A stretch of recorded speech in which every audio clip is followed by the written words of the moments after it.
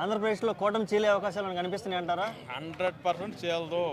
10 years వరకు దాన్ని తీల్చే వాళ్ళు ఎవరూ లేరు, అంత శక్తి గల వాళ్ళు లేరు. మరి సోషల్ మీడియాలో వస్తున్నటువంటి వార్తలు మీరు చూసే ఉంటారు. ఆల్రెడీ ఒక నిప్పు అయితే వేశారు, అది రగులుతుంది.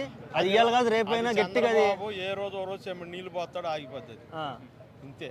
ఏది అంత కాన్ఫిడెన్స్ ఏందంటారు? అంతే. చంద్రబాబు నాయుడు మించి ఏమీ జరగదాడ.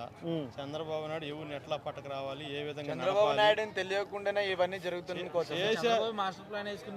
చంద్రబాబుని కూటమిని చేల్చడానికి అనేక రకాల ప్రయత్నాలు చేస్తారు. చంద్రబాబు నాయుడు కొండ మేధావికి వీళ్ళు ఎవరు సాలరో చెప్పేవాళ్ళు. ఆయన ఏ విధంగా అయినా సరే దీన్ని ఒకే మాట మీద కూటమిని నడిపేదానికి ఆయన ప్రయత్నం చేస్తారు. కానీ ఎవరు ఎన్ని అనుకున్నా ఆయన దీనికి ఎవరు సాలరు, ఆయన మేధావి శక్తికి ఎవరు సాలరు. చూడండి మీరే, ఆయన దీన్ని ఏ విధంగా ఆరిపేస్తాడో మీకు కొద్ది రోజులు తెలుసు. సరే, మీరు అన్నది వాస్తవమే. ఇవాళ కాదు రేపైనా నీళ్లు పోసి ఆరిపేస్తాడు. కానీ ఇది ఎప్పుడైనా రగిలేదే విషయం. 10 సంవత్సరాల వరకు గ్యారంటీ, తర్వాత ఏమో భవిష్యత్తులో చెప్పలేదు. ఈ 10 ఏళ్ళు అయితే మళ్ళీ చంద్రబాబు ముఖ్యమంత్రి. ఓకే, చంద్రబాబు ముఖ్యమంత్రి అవుతాడా లేదా? పవన్ కళ్యాణ్ చంద్రబాబు దగ్గర పని నేర్చుకుంటున్నాడు కాబట్టి ఆయనకు మంచి అవకాశం ఇస్తున్నాడు. చంద్రబాబు నేర్చుకో, పోయి చెయ్యి, పనులు చేస్తే కదా జనంలో పోతే కదా సమస్య తెలిసేది. అందుకని ఆయనకు ఆ అవకాశం ఇస్తున్నాడు. కానీ దాన్ని చూసే వాళ్ళకి ఎట్లుందంటే గిట్టని వాళ్ళకి అది బాధగా ఉంది. పవన్ కళ్యాణ్ వలన టీడీపీ నాయకులకి అక్రమ సంపాదన లేకుండా పోతుంది, అందువల్లనే ఇప్పుడు ఈ కుట్ర అనేది జరుగుతుంది అనేది ఒక వాదన ఉంది. సంపాదన అనేది ఎప్పుడు కూడా టీడీపీలో అవినీతి పరులు లేరు. చంద్రబాబు మీద ₹1 అవినీతి చూపించగలిగారా? లోకేష్ మీద చూపించగలిగారా? ఓకే, మహానాయకుడు చేయకపోయినా మిగిలిన ఎమ్మెల్యేలు మంత్రులు ఉన్నారు కదా, ఎవరో చేయలా. అది చేసుంటే మళ్ళీ ప్రజలు పట్టం కట్టరు. రేపు ఇప్పుడు ఇదే పరిస్థితిలో పోయిన ప్రభుత్వానికి మళ్ళీ పట్టం కడితే వీళ్ళు అవినీతి చేసినట్టే. 19లో చేశారు, అందుకే ఓడించారంటారా?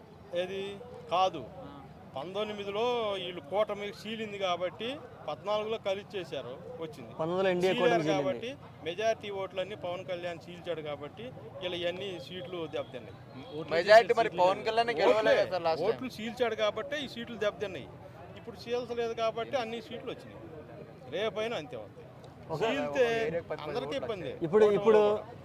ఇప్పుడు జరుగుతున్న పరిణామాలు దృష్టిలో పెట్టుకొని పవన్ కళ్యాణ్ ఎటువంటి నిర్ణయాలతో ముందుకెళ్తే రేపు రాజకీయ భవిష్యత్తు బాగుంటుంది అనుకుంటున్నారు? పవన్ కళ్యాణ్ పరంగా, ఓన్లీ పవన్ కళ్యాణ్ పరంగా. పవన్ కళ్యాణ్ ఎప్పుడు కూడా చంద్రబాబును అనుసరించుకొని ముందుకు నడిస్తే భవిష్యత్తు బాగా ఉంటది. అంటే అతను సొంతంగా ఎదగాల్సిన అవసరం కూడా ఉంది కదా, మరి ఎదుగుతాడు. చంద్రబాబును అనుసరించుకొని నడిస్తే ఎదుగుతాడు. అంటే వ్యతిరేకిస్తే ఎన్నాళ్ళు ఒకళ్ళ కిందే ఉండలేరు కదా. ఎందుకు ఉండకూడదు? ఇప్పుడు తండ్రి కొడుకులు నలుగురిని అంటాడు, నలుగురిని ఏదో ఒక రీతిలో పట్టుకొస్తున్నాడుగా. అట్నే పెద్దోడు చంద్రబాబు నాయుడు వీళ్ళని కూడా అట్లే పట్టుకొస్తాడు. నువ్వు ఈ పని చేయి, నువ్వు ఈ పని చేయి అని చెప్తాడు, అనుభవం నేర్పుతాడు. అంతే తప్ప చంద్రబాబు నాయుడు కూటమిని చీలనీయుడు. పవన్ కళ్యాణ్ చంద్రబాబుకి వ్యతిరేకం కాడు. పవన్ కళ్యాణ్ చంద్రబాబుకి వాళ్ళంతా ఒకే మాట మీద నడుస్తారు. ఇంకా 10 ఏళ్ళ వరకు ఎలాంటి డోకా లేదు.